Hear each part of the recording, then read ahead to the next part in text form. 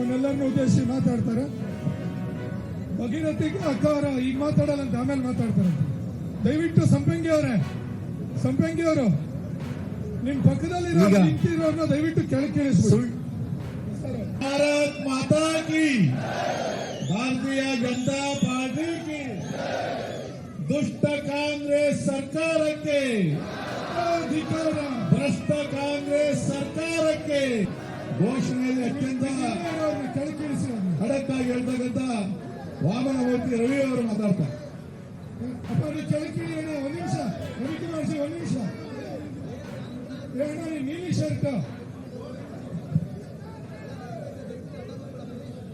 ಇನ್ನೊಂದ್ಸರಿ ನೀವೇನಾದ್ರೂ ಎದ್ನಿಂದ ಕೆಳಗೆ ಕೇಳಿದ್ಬಿಡಿ ದಯವಿಟ್ಟು. ಮುನಿರತ್ನಂ ಅವರಿಗೆ ಆತ್ಮೀಯವಾಗಿರುವಂತಹ ಸ್ವಾಗತ.